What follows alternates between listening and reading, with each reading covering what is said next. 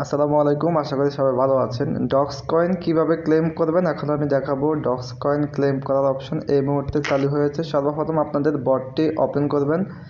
এই মুহূর্তে ওপেন করা যাচ্ছে না, কারণ অনেকেই এই মুহূর্তে ট্রাই করতেছে, তো তারপরে অনেকবার ট্রাই করলে ঢুকতে পারবেন। তো প্রথমে প্রবেশ করার পরে আপনাদের উপরে ক্লেম অপশনটি চলে আসবে। আমি এই মুহূর্তে একবার ঢুকেছি, এখন আবার বের হয়ে গেছি, এখন আবার ঢুকতেছি। এই যে দেখুন, এখানে আপনারা অ্যাকাউন্টে আসার পরে আপনাদের এখানে যদি ডিপোজিট টু এক্সচেঞ্জ এই অপশনটি আসে, তাহলে আপনারা এই অপশনে ক্লিক দিবেন। আমি মার্ক করে দেখাচ্ছি।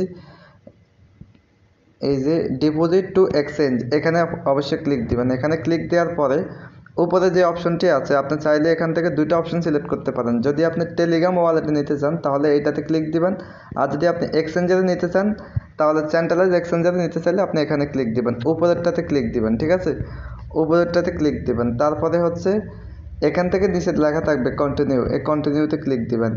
এরপর এখান থেকে ওকেএক্স এবং হচ্ছে বাইবিট, আপনি এখান থেকে কোনটাতে নেবেন। তো বাংলাদেশ থেকে ওকেএক্সে নিতে পারবেন না, আপনি সিলেক্ট করে দিবেন বাইবিট।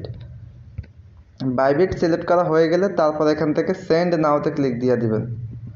এই যে সেন্ড হেয়ারে ক্লিক করে দিবেন। তো এখান থেকে ইয়েস আই হ্যাভ ইট, এটার উপরে ক্লিক দিবেন, একদম নিচে লেখা আছে। অবশ্যই এখানে আরেকটি কথা বলেছে যে আপনার বাইবিট অ্যাকাউন্ট আছে কিনা। যদি বাইবিট অ্যাকাউন্ট না থাকে তাহলে এখান থেকে আপনি ক্রিয়েটে ক্লিক দিতে হবে, যে এখানে থাকতে হবে। তো বাইবিট অ্যাকাউন্ট যাদের নাই অবশ্যই আপনারা আমার লিঙ্ক থেকে অ্যাকাউন্টটা করে নেবেন, আর যাদের বাইবিট অলরেডি ভেরিফাইড অ্যাকাউন্ট আছে আপনারা এই যে ইয়েস আই হ্যাভ ইটে ক্লিক দিবেন। ঠিক আছে, তো এখানে আপনাকে জিজ্ঞেস করেছে যে আপনার বাইবিট অ্যাকাউন্ট ভেরিফাই করা আছে কিনা।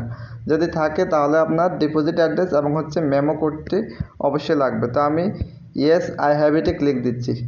ওকে, বাইবিটের এখানে ক্লিক দেওয়ার পরে এখানে হচ্ছে বাইবিট ইউআইডি এবং হচ্ছে ডক্স কয়েনের অ্যাড্রেস এবং হচ্ছে মেমো, তিনটা তিনটা জিনিস লাগবে। একটা হচ্ছে বাইবিটের ইউআইডি, আরেকটা হচ্ছে আপনার ডিপোজিট অ্যাড্রেস, আরেকটা হচ্ছে মেমো।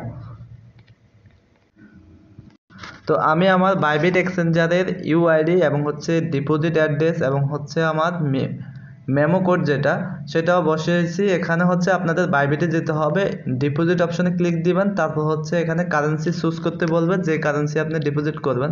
তো অবশ্যই আজকে যেহেতু ডক্স ডিপোজিট করবেন, ডক্সটা সার্চ করে নেবেন।